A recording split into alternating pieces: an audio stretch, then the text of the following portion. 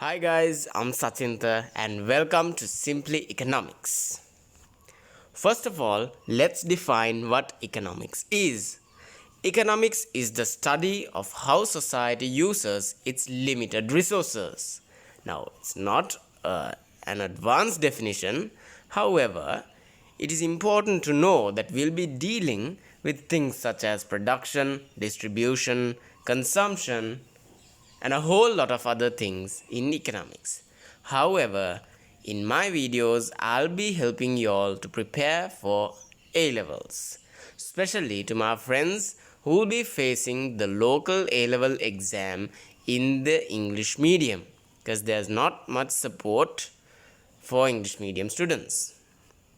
Anyways, we love economics, and without further ado, let's get into the first unit of our syllabus, Introduction to Economics. I'll be teaching this lesson by breaking it into three parts as definitions and concepts, PPC, and economic systems.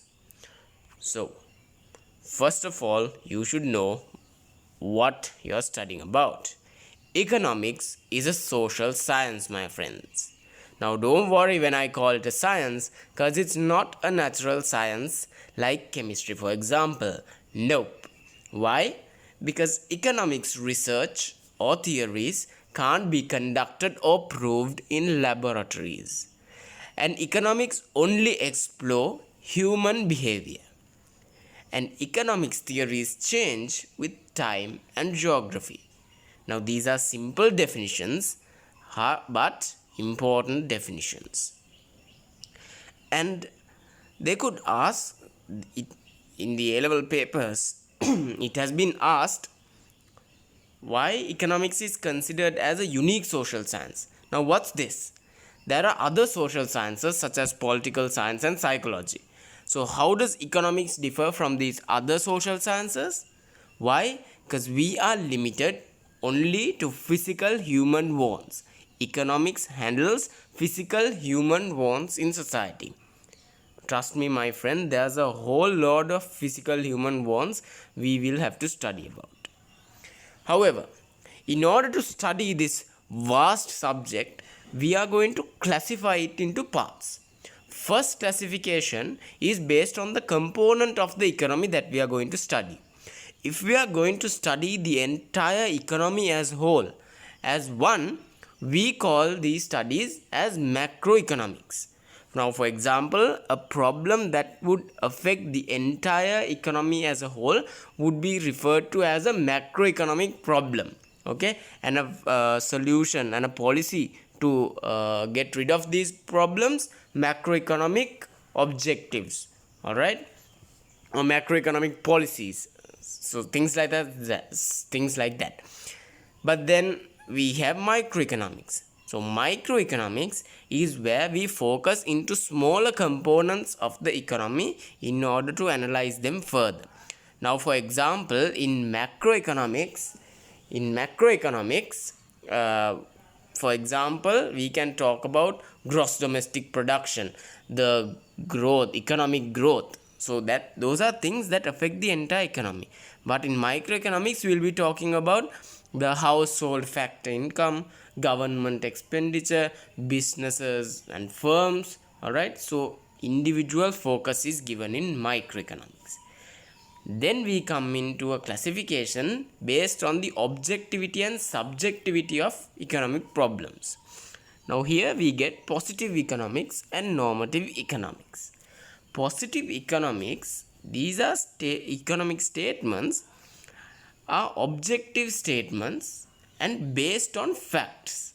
Alright, so these statements can be proved or disapproved, and they describe how the economy currently is, what the current situation is. For example, the inflation rate in 2019 is 8%. Alright, it's a fact. But the normative economics, these are subjective statements with value judgments based on opinions. So these are personal opinions on how the economy should be. All right, the inflation rate in the Sri Lanka should be 10%, or wages of workers should be rupees 5,000. when the positive economic statement would be wages of workers is rupees 4,000. You get the idea. Alright, this is something you must have learned in grade 5, but still this is also an A-level question.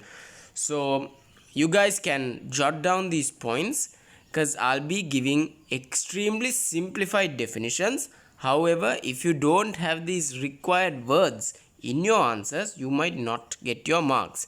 Now, most students, they know the answer to questions, but since their answer lacks some of the keywords, especially in the marking scheme, they lose those marks. Valuable marks, my friends. So, needs, basic requirements for survival, and few. Just 2 points, but that's the definition. Alright? And for example, food and clothes. Now, wants are the different ways in which we satisfy these needs. And therefore, they are unlimited. Now, for example, the need is food. The wants are pizza or rice. The need is clothes. The wants are shirts or jeans. Alright, now that we know those baby stuff, let's get into the real stuff. Scarcity.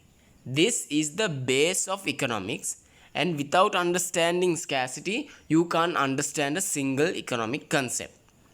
Alright, so scarcity is the limitation of economic resources compared to unlimited physical human wants. Now, what was that? So, human wants are unlimited while resources are limited. We know that. Alright? So, human wants, we want to satisfy our unlimited human wants, but then there's a lack of resources in order to satisfy these wants. Therefore, scarcity. And then rate of reproduction of wants is greater than that of resources. That means our wants keep increasing at a higher rate than resources being reproduced. Another problem, scarcity. Another common question that have been coming up in your papers is explain scarcity as a comparative concept. Alright, this is common sense. Scarcity does not exist unless compared. Why? Let's check this example. So if humans did not drink water, clean drinking water won't be a scarce resource. Now, have you ever heard anyone tell that grass is a scarce resource? Why? Because we don't eat grass. I hope you don't. Alright? Okay. So yeah, this is what scarcity looks like. And choice. Now we are coming on to the real stuff. Now, due to scarcity of resources, there exists alternative uses to scarce resources. Now here also let's first check the example. There's a guy called James. James has 100 rupees. A bun is 80 rupees and a book is 80 rupees. He wants to buy both, but can he? He can't. Why? Because he needs 160 to buy both. So he is forced to choose. Now what is the scarce resource here? Money. What are the alternative uses? The bun or the book. And then he is forced to choose between the alternative uses. This creates the problem of choice. And now, yes, James selects the bun, obviously. So, if James selected the bun, he had to give up the book. Alright, so now we are coming on to another crucial concept in economics, the opportunity cost. Opportunity cost is the next best alternative foregone when one alternative is chosen. Now, what was that? Let's see. The best alternative James had was buying the bun. The next best alternative was to buy the book. He had to choose the bun, but then he had to give up the book. So the opportunity cost of buying the bun was the book. Understood? Yep. So look at this. This guy understands it more than all of us. I mean, you all will get this when you see your papers. Anyway, except for classes, there are some situations in life where when we choose, there's no opportunity cost. These are choices regarding things such as free goods. For example, sunlight and water. Goods with no alternative uses. For example, you have a printer. The only thing you can do is print. There's no other opportunity cost. You can't do anything else with your printer. And then using unemployed resources. So I'll be getting into detail of this stuff.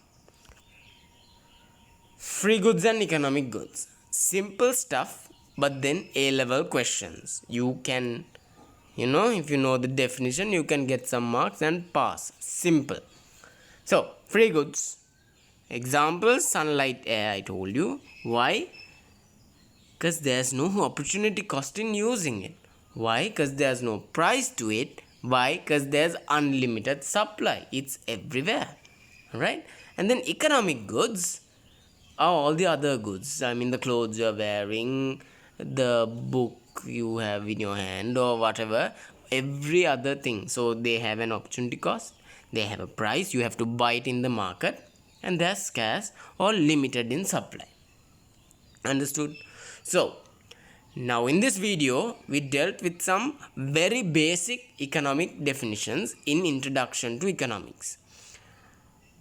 Not many might have required this, but without being clear about these concepts, you can't go ahead in economics anywhere.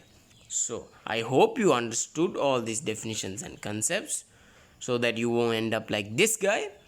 And join us in our next video to learn some more definitions and concepts, a bit more advanced, and then we can get on to the PPCs and economic systems. So don't forget to like and subscribe. Thanks guys. See you all in our next video.